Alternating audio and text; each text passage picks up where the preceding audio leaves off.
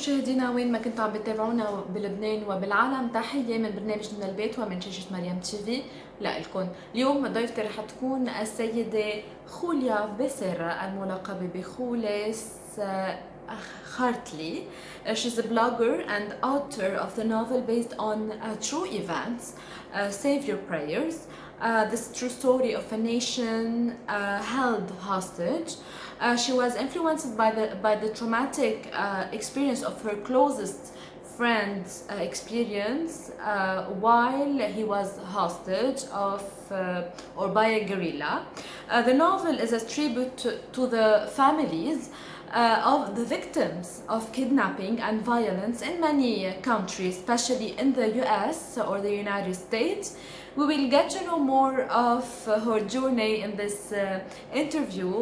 I just want to say thank you for Mrs. Anna Cecilia Feghali for putting us in contact with you, Mrs. Julia, or Mrs. Jules Heartly, like you love to us to introduce you. First of all, I just want to start with the first question. Who is the writer Julia Becerra, and what does it mean, your pen name Jules Heartly, and why do you use it? عم بسأل السيدة خوليا بيسيرا انه شو معنات اول شيء تعرفنا عن حالها وليش قررت انه يكون لقبها او اسمها اللي فينا نقول اللي بتكتب فيه هو تحت اسم خولس هارتلي، وليش قررت انه يكون هذا الاسم تحديدا هو لقبها. Thank you, Anna Cecilia Feghali. Thank you, Pamela, Heneine. Thank you, Mariam TV, for having me today. It is a pleasure for me to join your program, and I also want to thank you, all the audience in Lebanon and other parts of the world that are tuning into this program at this moment. It is a pleasure to be here. My name is Jules Heartly. I'm a writer and blogger, and I was born in Colombia as Julia Becerra. I went to the University of Bali where I got my degree in economics, and I came to New York where I live now, and I studied computer programming. With those two degrees, I was able to secure a great job in New York as a technology project manager, and have been doing that for the last 20 years. I'm a writer, as I said before, and I know on and off I do write. For a time or period, I didn't write a word because I was too immersed in my profession. But then I started writing in the train on the way back home from work. And then at some point I had to stop writing, stop my salary job just to dedicate to writing.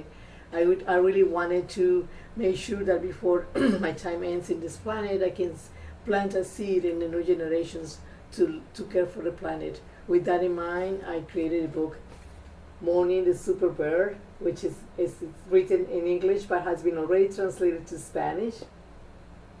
And with that book tells the story of this beautiful bird that one day finds out was extinction, and he's afraid of his family and friends being extinct, and starts a campaign to stop extinction.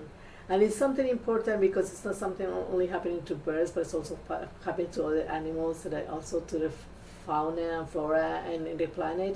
And it's key in this moment where we're trying to create awareness about taking care of the planet, about being keeping the planet green.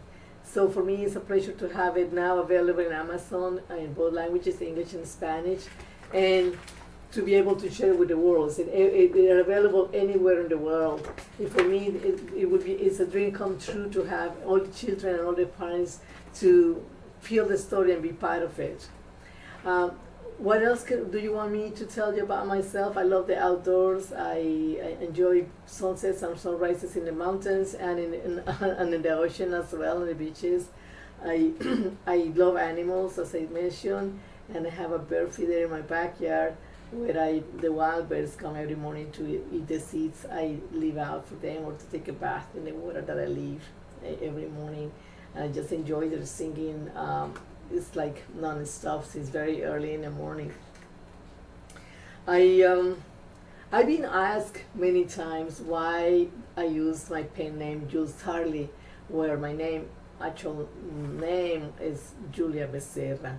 Why? Well, it's good to have a pen name just to differentiate for your other professions, especially since my main profession has been in the technology field.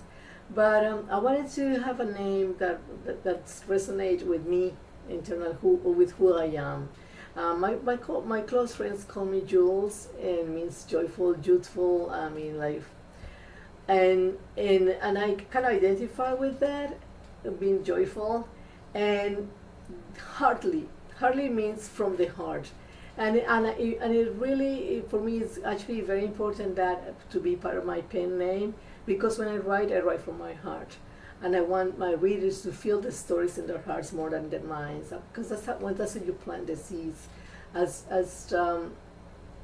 When I was writing my novel, Save Your Prayers, 3 stories from a nation held hostage, which has been translated to Spanish as Rehenes, it means la historia jamás contada. I wanted my readers to identify with the stories told here.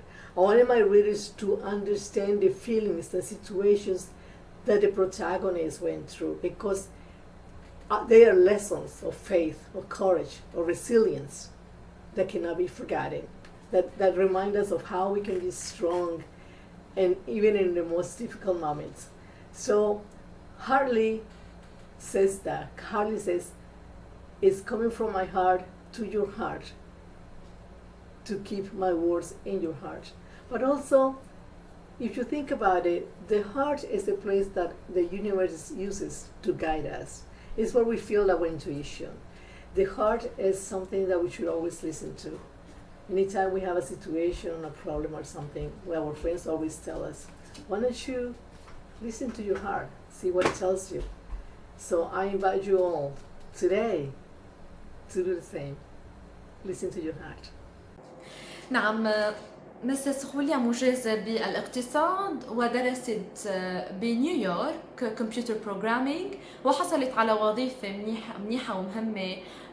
كمان هي كاتبة، ودايما كان بدها انه تزرع بروح الشباب الحب تجاه كوكب الارض. كتبت مورنينج ذا سوبر بيرد بالاساس باللغه الانجليزيه وقد ترجم للغه الاسبانيه، وبيحكي عن عصفور خايف على حاله وعلى عائلته من الانقراض. وهيدي كمان يعني هي كان حلمها دايما انه تنشر للعالم يلي بتفكر فيه ليقرا. بتحب كتير الطبيعه والحيوانات، خاصه العصافير. من الضروري يكون عندها مثل ما قلنا بن نيم او اسم بتكتب من خلاله افكارها وارائها وبيعبر عن كتاباتها. خولس هارتلي يعني من القلب، وكل كتاباتها هي من القلب وبتقدر تنقل الإحساس. وضروري إنه نحن كلنا كبشر نستمع لأحاسيسنا ولمشاعرنا. For you, was reading a refugee or a way to escape hostility in your surrounding or in your environment؟ هل الكتابة لإلك أو القراءة بالأحرى كان نوع من الهروب من الواقع الأليم يلي كان يدور حواليك ومن البيئة يلي كانت حواليك؟ And to your question whether reading was a way to escape from hostility that I live in my environment, I think more than reading being a way to escape from hostility in the family, in the world, or in the environment I was living in, it was writing the element that took that place. And it's interesting that you asked me that question today, because it brought memories that I had stored in a long-term memory vault, and I just now, to think this answer, I have to retrieve. And those are memories from my childhood and teenage years, and even after that, where I flashed in my writing all the things that I couldn't verbalize, not because I couldn't speak well, just because I thought it wasn't the right moment to say them, or because I was not in a proper situation to say them aloud. So I resourced to write in notebooks and write in diaries, as many people do, or even write just short fantasy stories where the ending will be the ending that I would like to see. I did that. Also, I wrote poems to express my sentiments, and I wrote short stories that will be more like historical because it was about like what was happening to me or what was happening around me at the moment, things that I wanted to say but I couldn't express or it wasn't the right time to express. And that was a way to vent out, I think, and that's probably how I got to blogging. There are things that stay in my mind for too long, or I just kind of didn't have the opportunity to vent out. And then a friend of mine said, "Why don't you blog? You should be a good blogger." And I didn't consider at the time, but once I wrote my first post, and I just continued doing it. But yes, reading and writing has really redefined sentiments that otherwise wouldn't have a space. And now with the opportunity that we have with audiobooks, it really help us to take a break, even during the moment that we couldn't read a book, take a break and listen to a good novel, a good story, or a good podcast. And this reminds me of a story told by Luis Iragorri, one of the characters of my novel Save Your Prayers, Reines en Misa in Spanish. He told me this story about a time that he was hostage, and he, along with his other fellow hostages, at night up in the mountains with no radio, no TV, no way to listen to anything. They came up with a way to distract themselves, and it was to narrate movies.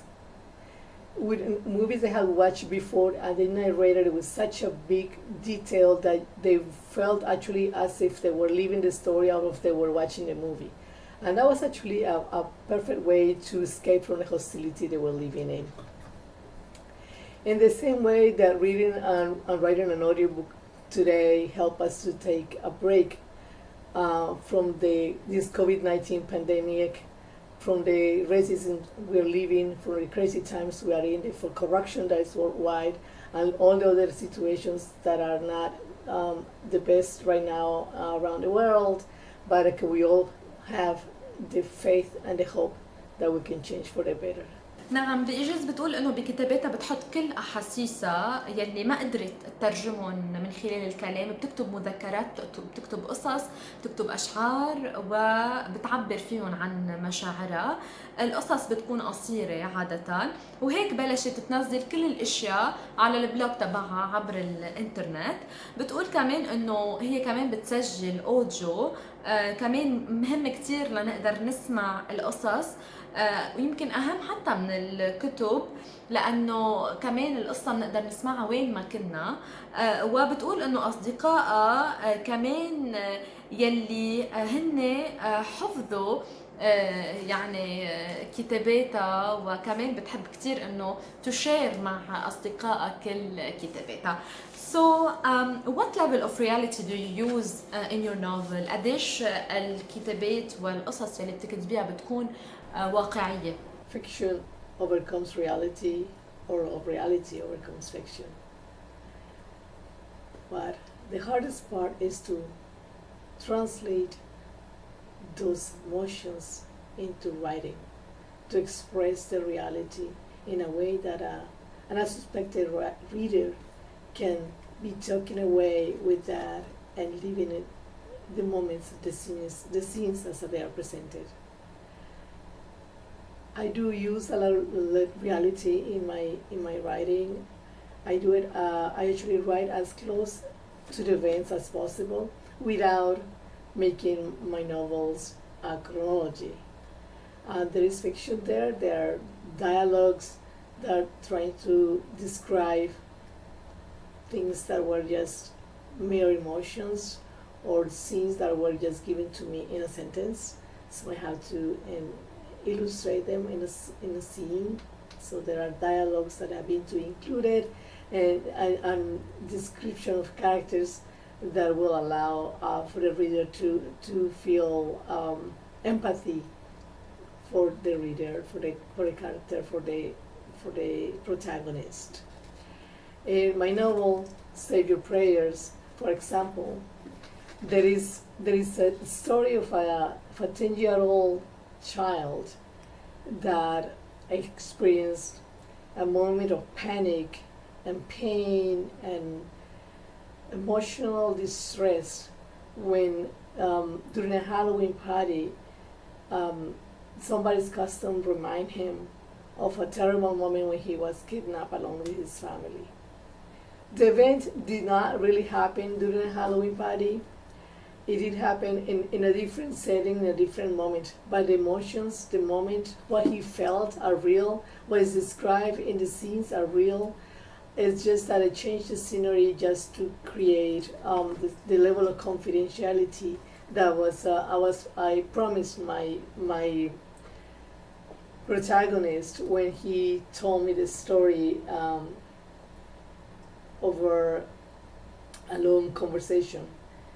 And that's how I bring reality to my novels. I do a lot of research, not only on my characters, but geographical research, go to the scenes, try to reconstruct the area, so when the reader goes there, he can put himself in the city or in the place where the story is happening, and it can really, even if you can visit, you can say, okay, this happens here in this particular place. So they don't only recognize the geographical place, but they can only live out through the characters, the real stories. Now, so to summarize my answers in terms of reality, I would say you could almost feel the wetness of the tears rolling down the faces of my protagonists. نعم، بتقول أوقات الخيال يعني بيطغى على الواقع، بس الأهم إنه هي بتترجم أحاسيسها لكلمات بقصصها، بتستعمل حقيقة أكيد بقصصها مع الخيال، يعني بتمزجهم مع بعضهم من خلال الحوار يلي بتعتمده ويلي بتحط فيك الأحاسيسها وكل مشاعرها، وبتوصف الشخصيات وبتتفاعل هالشخصيات مع القارئ. Save Your Prayers اللي هو النوفل تبعه هو قصة صبي عمره 15 سنة، وبيوصف وقت كان يخاف وكان يكون متوتر لأنه يعني كان عنده حفلة تنكرية ورجعته الذكريات وقت اختطفوه هو وعائلته، وهذا كمان أكيد بيعتمد، ما فينا ننسى أنه هي بتعمل ريسيرش كتير كبير لتقدر تدرس هيدا الشخصيات. So what have you reread and would you read 1,000 time again؟ شو هي القصة اللي ممكن تقريها كتير أوقات وبترجع بتقريها وما بتزهقي منها؟ Over and over again, or maybe 1,000 times? That is a good question. My taste of good have changed over time. I have read a lot of books when I was a teenager and when I was in college. Of course, a lot of them will be books from the Colombian author Gabriel Garcia Marquez. And some of them I still treasure, and I will still pick up and read a little bit. But my change in books have changed over time. I do read more like contemporary fiction, historical fiction. So except of course for the Old Testament, which is a book that I need to read more than once, because there's a lot of teachings and meanings in every single word. I don't have one single book that I would say I will read thousands of times, but there are books that I do read, and according to what mood I am or what I want to bring, I will read again. One of them being this book, Are You My Mother? It's a very old book that I used to read with my son, and we used to laugh so much. It was like something. It was a particular time where we really enjoy either the same story, we can read it all over again. So it has a good memory for me, and I still read it, and I still like it, and I still enjoy it. If I'm traveling, or if I'm just in a book in that mindset of being somewhere and just kind of like now, in the time of COVID-19, when you want to put your mind away, I have a book from my friend Enrique Cordova, that I really enjoy very much, and I still read on and off, and for me it's like having a vacation at home or in my backyard. But in terms of good books, not that that's not a good one, but I'm saying other books that I read and I consult and I read again. I really enjoy every time I read. I would say one of them is Beneath a Scarlet Sky from Mark Sullivan. It's a historical novel. I really recommend it. I love it. It was an inspiration to me when I was writing. Another book is one On the Fifth Day by A.J. Heartley. Another one book that I keep reading and I just don't get tired of it. Also the Song of Solomon by Toni Morrison. And definitely The Gospel According to Jesus Christ by Jose Saramago. Those are like books that I go back to them, often, and I anytime I read them, I really enjoy them. But having said all that, there are a couple of books that I probably will never get tired of reading, and one of them is my historical novel, Say Your Prayers. Rehenes se mis in Spanish, and the other will be Mourning the Super Bear, or Mourning the Super Pájaro. The reason being, these books are my kids. And the truth is, not only they are wonderful books, but you never get tired of your children. And they are my children. نعم، بتقول انه ذوقها تغير على مر السنين، قريت كتير قصص ولكن حاليا بتقرا اكثر القصص الخياليه اللي هي الفيكشن. بتقول كمان العهد القديم بتقرا عده مرات لتقدر تتمعن فيه، لانه كل مره بتقري بتلاحظ انه هي يعني غفل عنا كتير من الاشياء وكتير من إذا فينا نقول من الأقوال أو من الأحداث، فكمان بتنصح إنه ينقرأ العهد القديم. كتاب Are You My Mother كمان بترجع بتقراه حتى لو قديم. هيدا كانت تقراه لابنها هو وصغير، وكانت كمان يعني هو كمان بيدر لها ذكريات كتير حلوة. وبفترة الكوفيد 19 في كتاب اسمه ديلا تيرا ديل هيلو يلي هو كتير حلو بتقراه دايما، ولكن في عدة كتب كمان إذا صار لها بترجع بتقراهن. So you are a blogger, Mrs. Julia.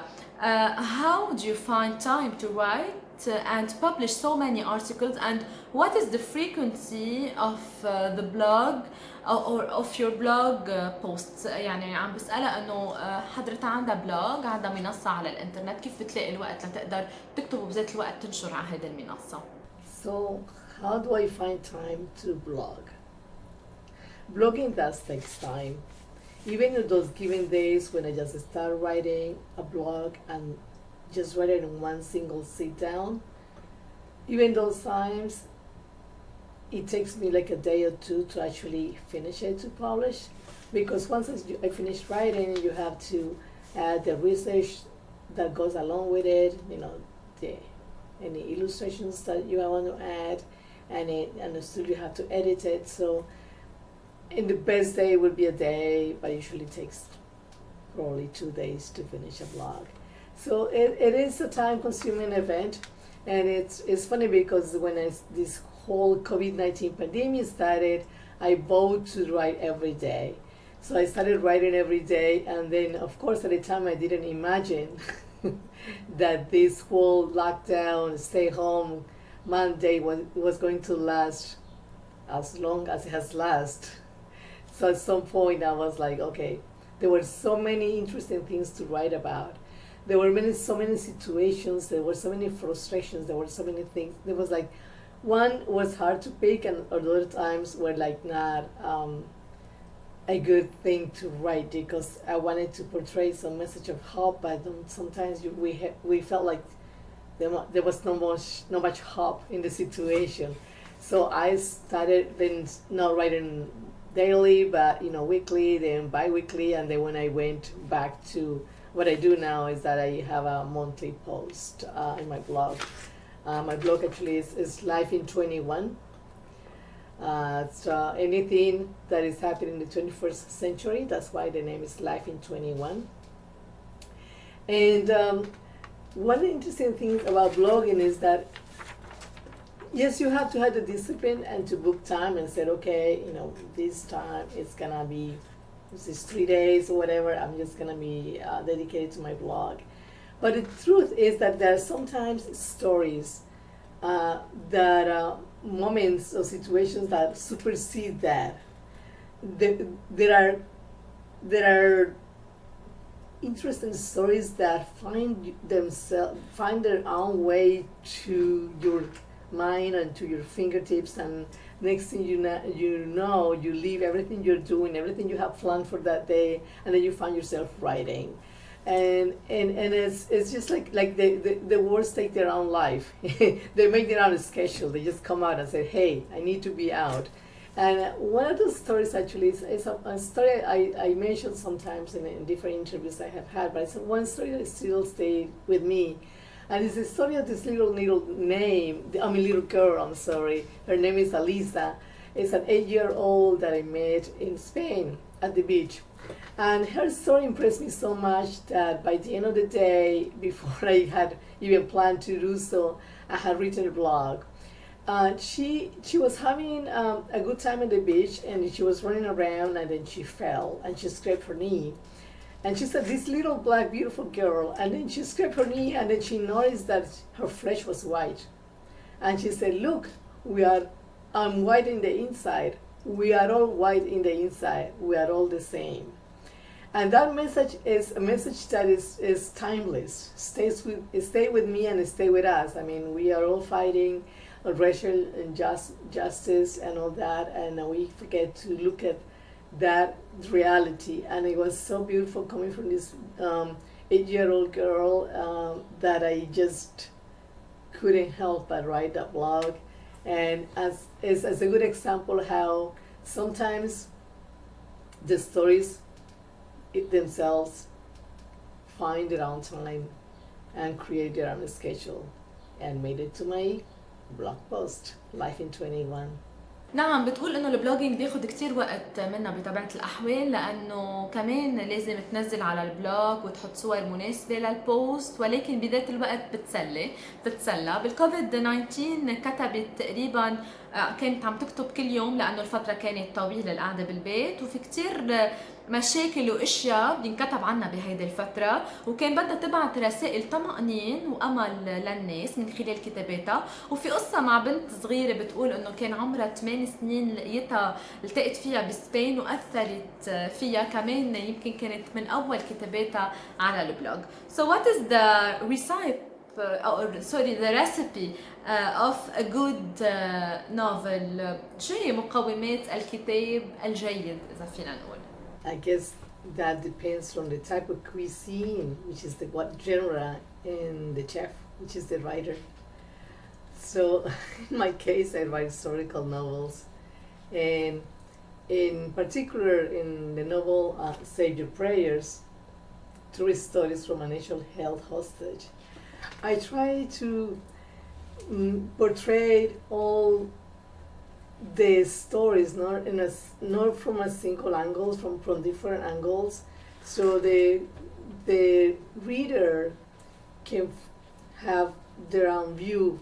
So I'm not trying to impose a view. Let's say I try to be impartial, if that's possible. So all the protagonists have their own story and their own reason to be in the story. So the families and the women's going through the everyday, trying to figure out how they're going to carry their lives while they wait for their loved ones. And the politicians are trying to figure out how to profit from the situation and achieve something, so they make them even better politicians. And the church hoping through faith and goodwill to get the hostages back, and the hostages wanting to return to their families, but in the meantime also portraying a faith that will happen. And the guerrillas, some of them talking about how their lives there are not a personal choice, but are a matter of like situations that they force them to be there, at least most of them. So there are different angles for each protagonist, and the story is narrated in a parallel way. So what's happening in the jungle, what's happening in the families, what's the everyday life of these courageous women that in their silent way and with a lot of wisdom carry their lives and do their best to bring their family back. So that's like in particular in my novel, but in a literary way, like recipe should have some ingredients. And this, I think these are ingredients across. So it's a powerful description, good developed characters, a balance between showing and telling, and this goes like even for children books, you have to balance showing and telling, and also a balance between the tension and release. So let's say a powerful description is very important because it engages the reader. For example, in my novel, it's one of the characters, Myla, says, it reads this way: Myla noticed the police at the scene who were trying to decide what to do with the body. She tried to breathe. The desperation coursing through her body made her weak in the knees. Her legs heavy as jelly, her steps slow as wading through moving sand. Myla felt as she was going to collapse to the ground, but she continued running. So just with this paragraph, I guess the reader is able to identify the character's emotion and kind of feel them as their own. That's like an example of power description. Another was the balances between show and telling. And it's hard, this itself is a class. Told me I'm taking some classes for that too. So just could give you a glimpse. In chapter 57 again of my novel, Save Your Prayers, it says, the breeze picked up and Tim felt a ripple the sleeves of his shirt. Matthew's face changed, dropping into a blank expression. He shook his head slowly. I don't know, he said. I don't know anymore.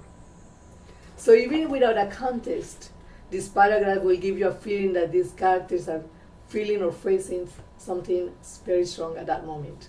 And that's a good balance between, it's showing, if it's not telling, it's not saying, oh, they felt this way or that way. It's giving you an image that you can read and you figure out what they are telling. So that's why showing and telling.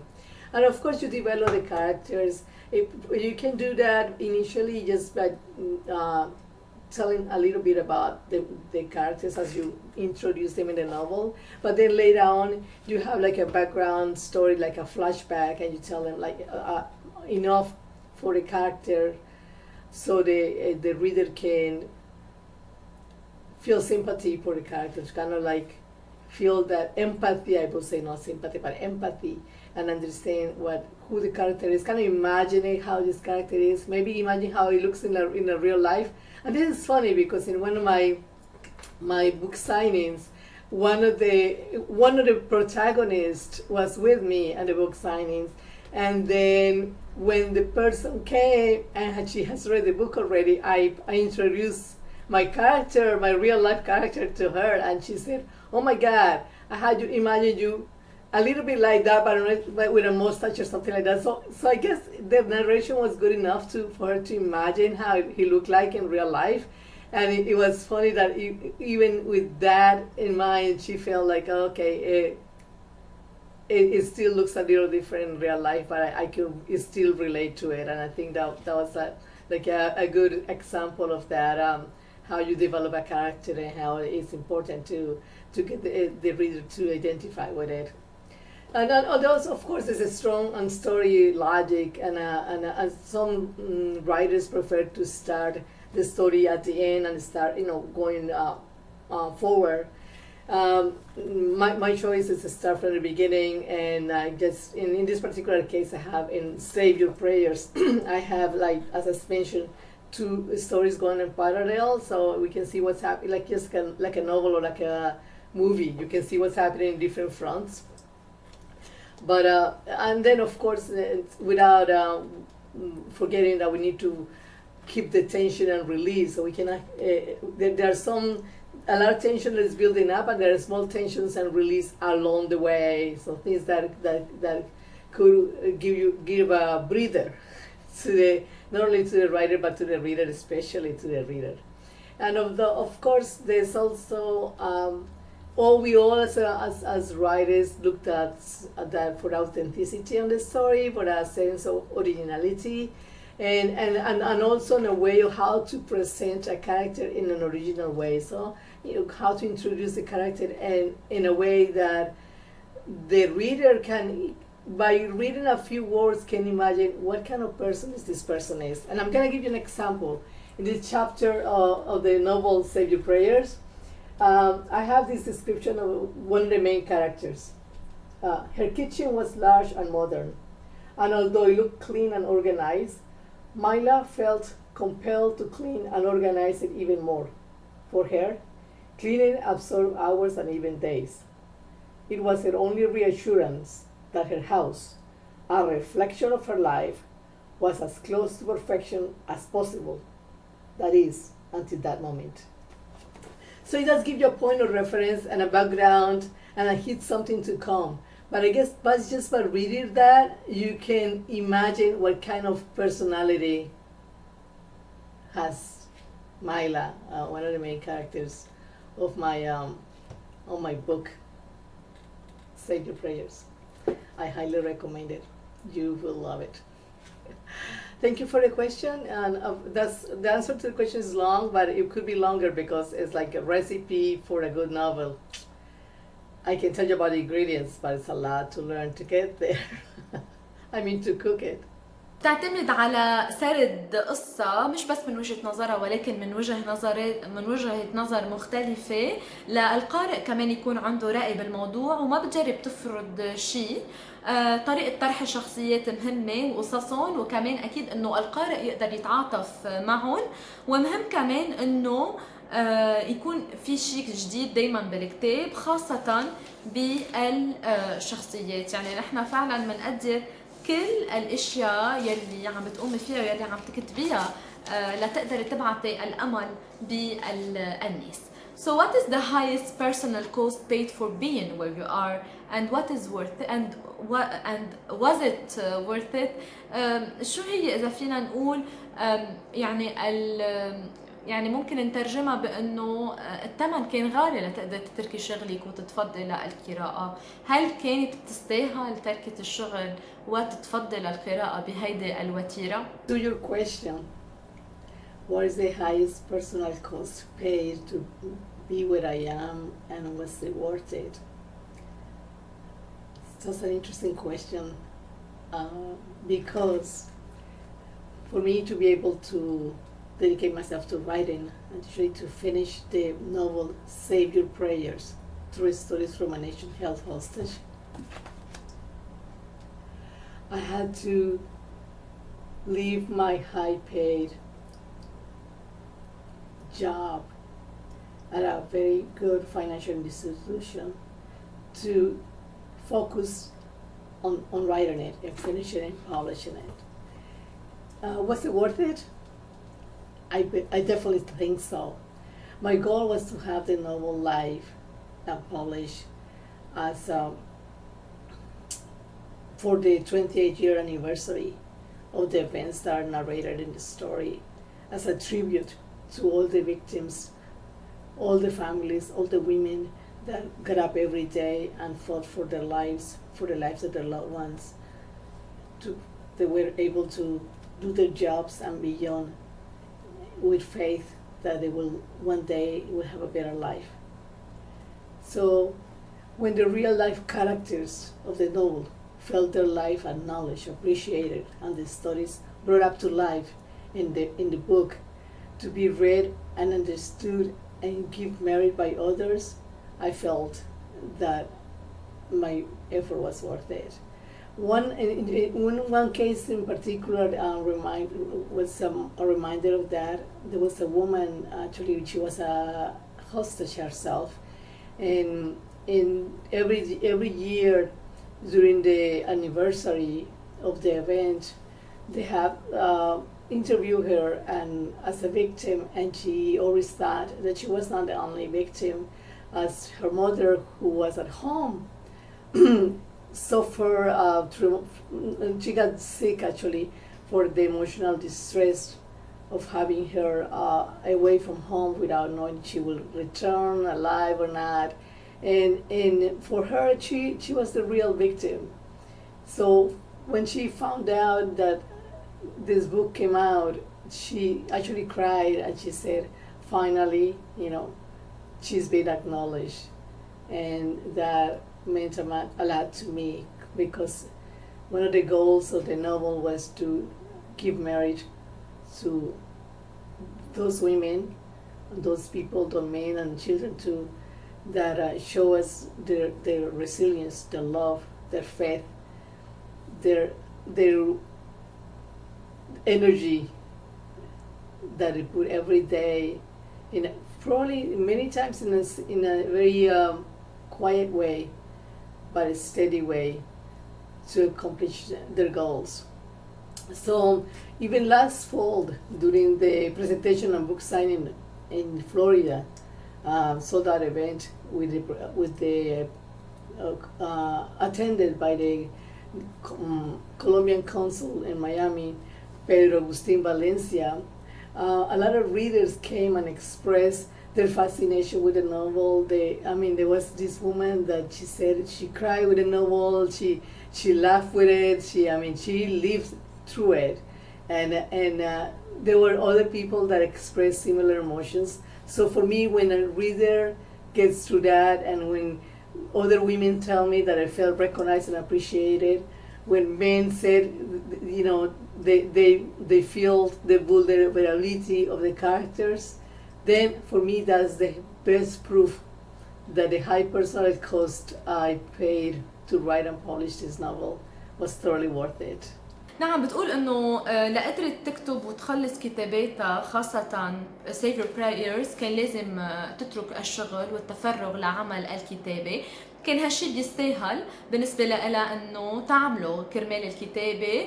وبتقول انه في حدا من القراء او عادة يعني القراء بيجوا لعندها وبيكونوا فرحين ومبسوطين بالقراءة يلي هي يعني بالقراءة وبالقصة، وهي كتير بتنبسط بس تشوف هالقارئ عم بيتفاعل مع شخصيات القصة وكمان مع أحداث القصة. So what is the most important advice you would like to tell to your children? شو هي النصيحة يلي ممكن توجهيها لأولادك؟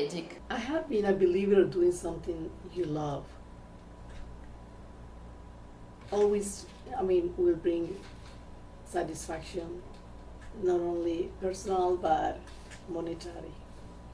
I've been very lucky that I've been loving both of my professions, one as a technology project manager and the other one as a writer.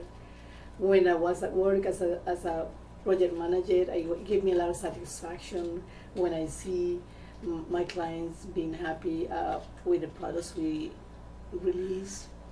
I was very happy. It was like, it for me was a creative moment, and to see them happy with the delivery was a very happy moment. So I really enjoyed my job. As a writer, anytime I see the final product, anytime I see could be only one single reader happy or connected to the story or changing something in their lives because of what I have written, or just questioning themselves about even that, just creating that questioning, that different kind of thoughts line, for me, that's it's very motivating. And even more now with the children book series, Morning the Super Bear, available in Amazon worldwide. For me, it's creating a seed. It's planting that seed in the world, in the hearts of children and parents alike, to make this a better world, to take care of the planet, to motivate children and parents and other people to talk to their companies, to the government, and demand, the creation of new parks, the wildlife refuges, more bike lanes, more pedestrian lanes. So be more careful about how to consume water, how to stop using more plastic and using more glass. So all those little, planting more trees, all those steps that we need to do now, as if we want to conserve the planet and we're gonna want to stop extinction of fauna, flora, and around the world. So it's this kind of activity comes from something that I love doing, and it's something that I want to see hopefully any fruit during my life and beyond. It's like my legacy to the world. So this is my gift to the world. It's more than a legacy, it's a gift. So my advice would be the same. Do what you love what you do, even if you can only start doing it later in life. Make sure that there's joy in your job, make sure there's joy in your work, in your activities, and make sure there is a benefit for yourself, but also a benefit for others through your work.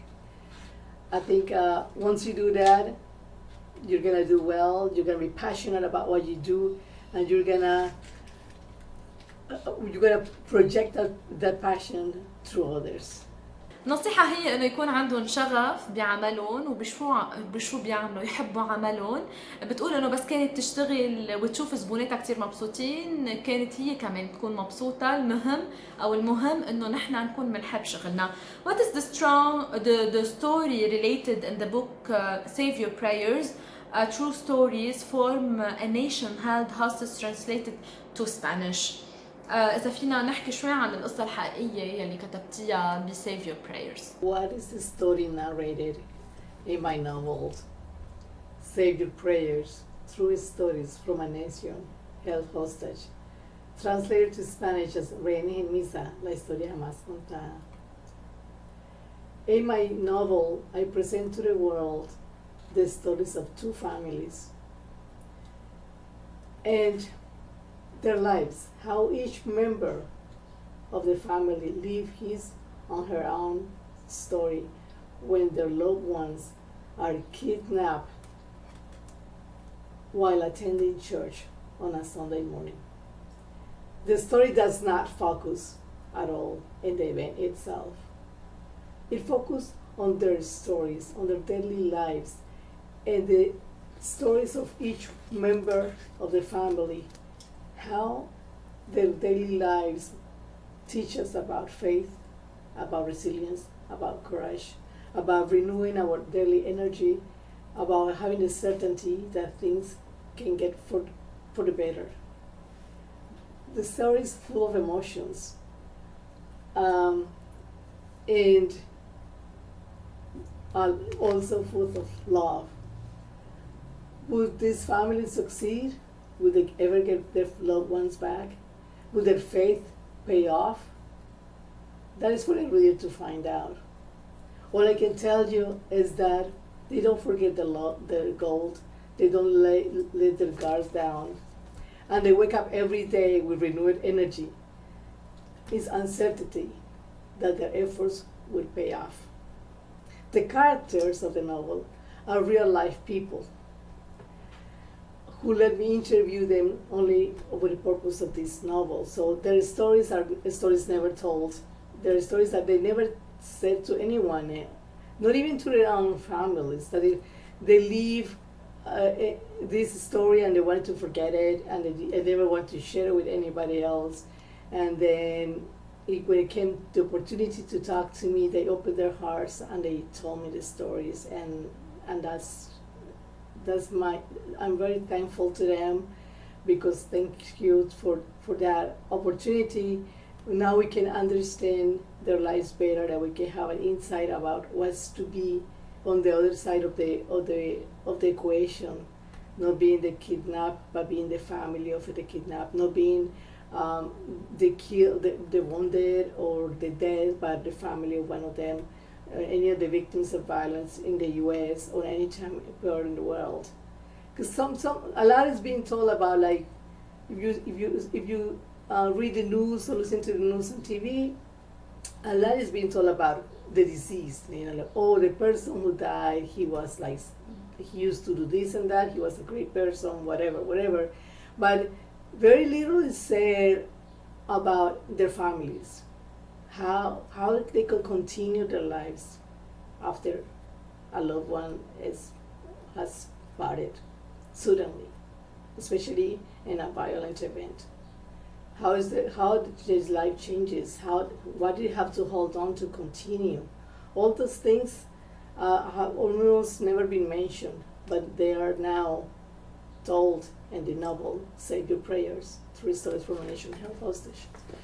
The characters are real life characters, as I mentioned today, and I'm interviewing intertwined strong female characters. One is a teenager, another one is an adult woman, and it's interesting to see how they face the same event, but they live it completely in a different way. I mean, due to their age mostly, you know, how being a mother is different from being just a teenager and all that, and how even by having to face the same situation and looking at it from a different angle, they come up with the same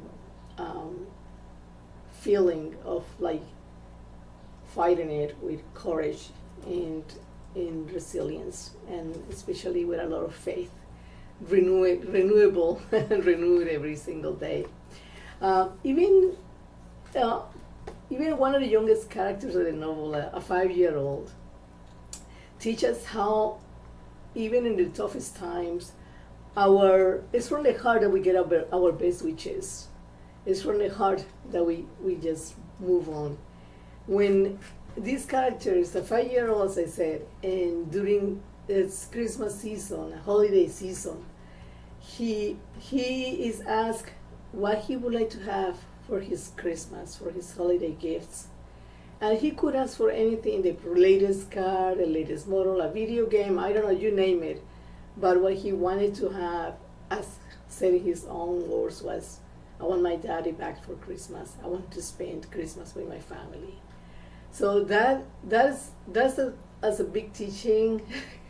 It's a big lesson, I would say, and it's a beautiful one. And it's I'm just honored to be able to share it with you through my book.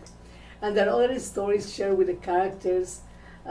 When they talk to me, they talk to me with their hearts on their hands. I did my best to present in my books their emotions as I heard them, in a way that the reader can relate to them and be part of them. So what is the book about? It's for you to tell me when you read it. I invite you to read it. It's available on Amazon worldwide. And it's a real, true story with real life characters that we can talk to, and you can learn more about them in my website, julesheartly.com. نعم، بإيجاز بتقول إنه Save Your Praise هي قصة عائلتين وحياتين مختلفتين.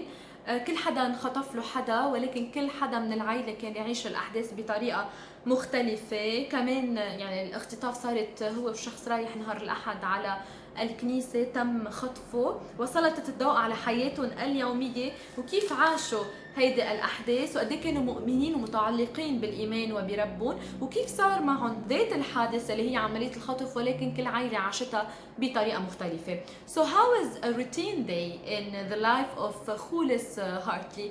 كيف بتقضي يومك عادة؟ So to your question, what is a day like in my life, in the life of Jules Heartly? What is my daily routine? Even Saturdays, which is my day off, have its own routine. As a person, I work better when I have a plan for the day, when I have a routine. Any other day of the week starts early in the morning. I get up between 4:30 and 5 in the morning, which is a perfect time to take a shower and meditate. Kind of get in touch with that inner person, that light within us, through prayers and through visualization. After that, I either go for a walk, 4 miles usually, to the park or in the neighborhood where I live, or in the beach. I love working on the beach. It's one of my favorite things to do. I really love it, and when the weather permits, I do so. And while I do my best to pick up any plastic or any garbage left behind by beach covers, or just brought up by the tides. It's my way to not only enjoy myself but give back a little bit to the planet. When I don't go for a walk or when I return from it, I do a series of stretches and a little bit of squats and push-ups to keep my body in shape. especially healthy. And sometimes I do spinning in my road bike that I have at home. When I go to a nearby forest for a walk, one of the things I really love to do is to hug a tree. You should try it.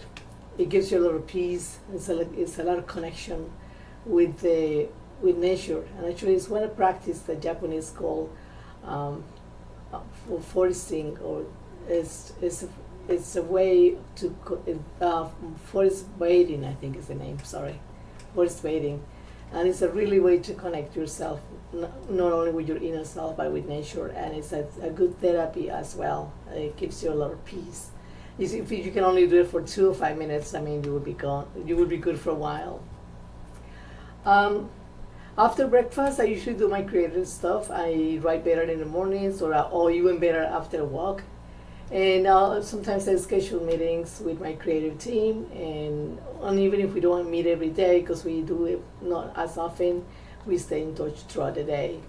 In the afternoons, I do mostly my administrative stuff, and in the evening, depending on how much my writing has progressed in the morning, then I do a little bit extra writing, or I focus in reading. I rarely watch TV. I mean, it's something that I probably avoid these days because of the COVID-19 pandemic, but I have never been a TV person. I do like movies though. I just have to probably watch them more often. And one of the things that really highlights my day is when either during a walk or during my meditation, I get an idea for a story, or I come up to a solution of a problem that had been bugging my mind. It's like a eureka moment, and I find it it's like the universe magic at work, and I just love it. So it's nothing special about like a routine, but it works for me. And something I forgot to say is that I usually write down my main priorities for the day. So even if I keep the routine, I make sure that the main activities I want to accomplish that day get done. And it's something that I've been doing not only because I was a project manager, or I am a project manager, but also because that's how I feel more comfortable conducting my day. So even scheduling free time for myself, it's an item that I would like to check off in my list. It would be interesting to know what's your day like. بتقول انه كتير مهم نوضع خطة للنهار، بتحط خطة لنهارها، ببلش نهارها كتير بكير تقريبا من الساعة 4:30 5، بتتأمل وبتصلي، بعدين بتروح بتمشي بالطبيعة أو على الشط. وهي كمان باي ذا واي بتحب كتير المشي على الشط. وإذا كمان يعني بترجع، إذا ما قدرت تتمشى برا بالطبيعة، بترجع بتكون بالبيت وبتمارس الرياضة بالبيت.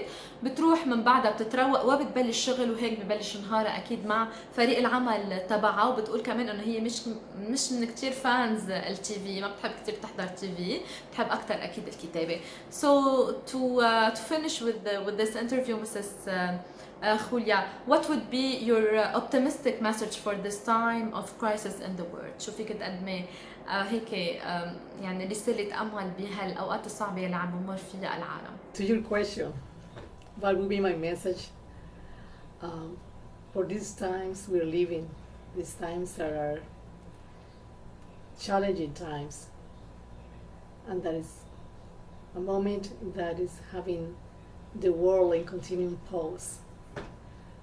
What would be an optimistic message?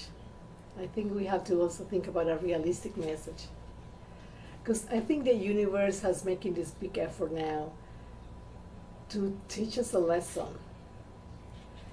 to remind us about what's important, which all could be actually the same thing.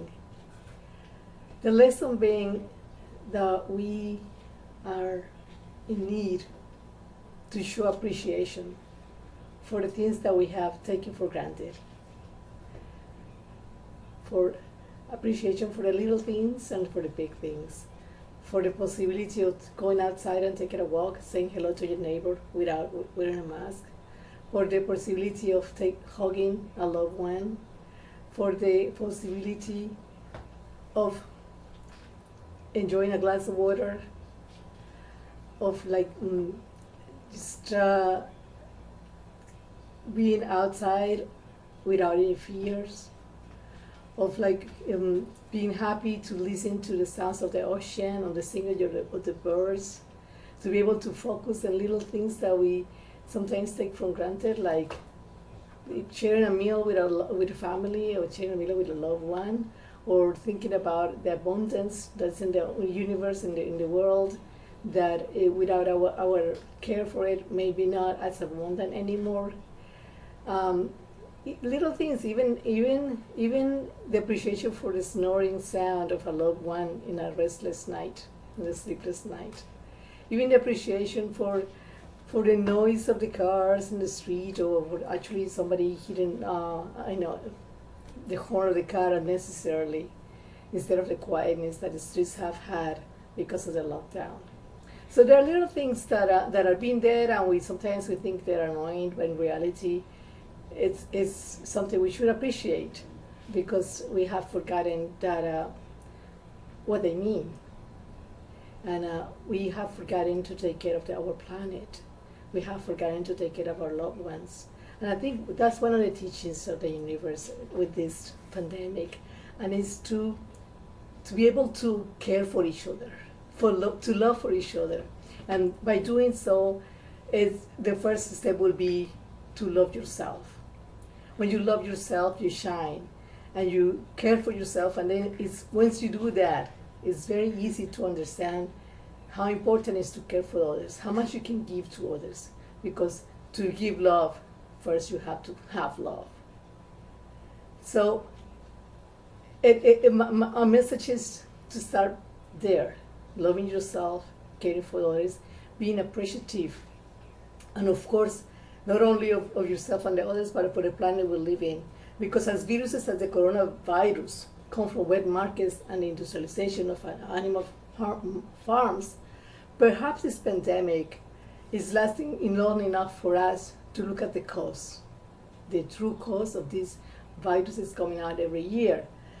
And is that would be taking the time to look back at the man actions that created the conditions we are living in.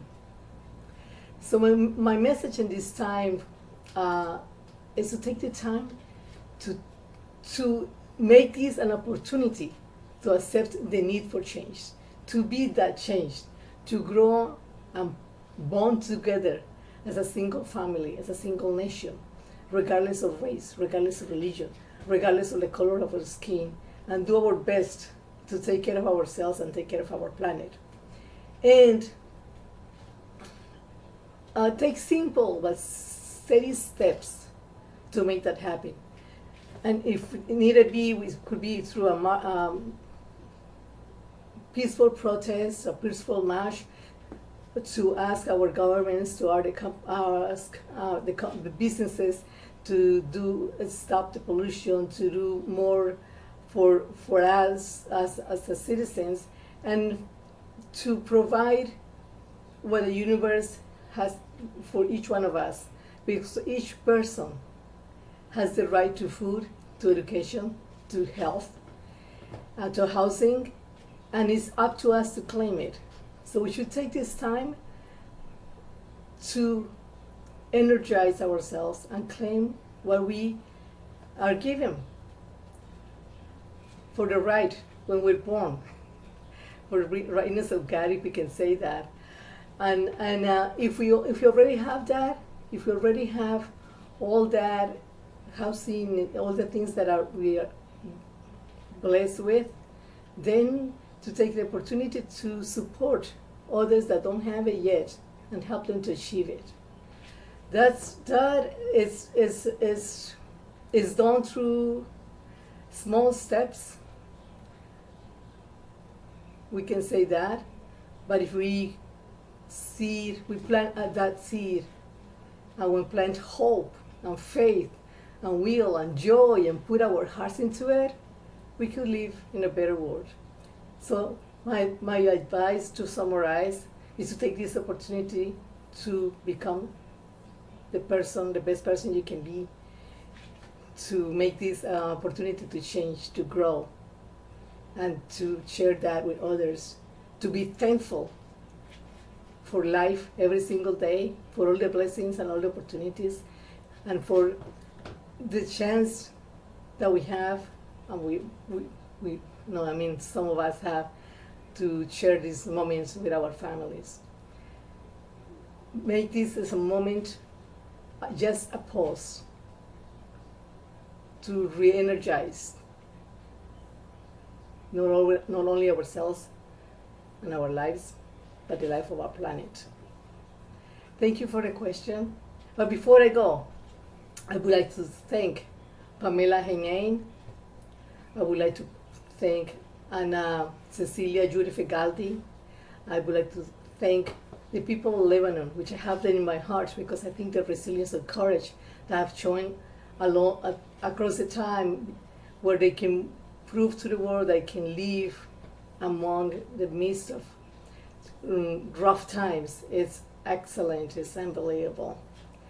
I want to thank Mariam TV for having me today. I have been really enjoying this conversation. It's been a pleasure to express my thoughts and being heard, and the questions that we have during this conversation have been very interesting. And I wanted to say it would be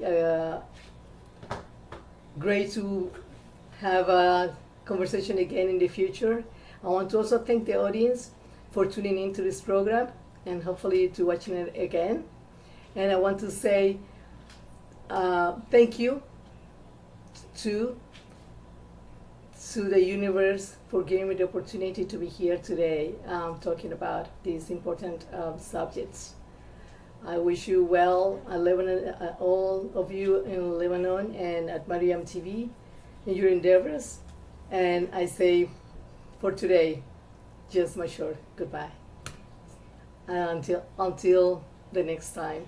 نعم، بتقول انه هالوقت هو تحدي لإلنا. الكون عم بيعلمنا درس كتير مهم عن اولوياتنا، ونحن بحاجه لتقدير الاشياء اللي نحن عنا اياها وابدا ما نستهونها.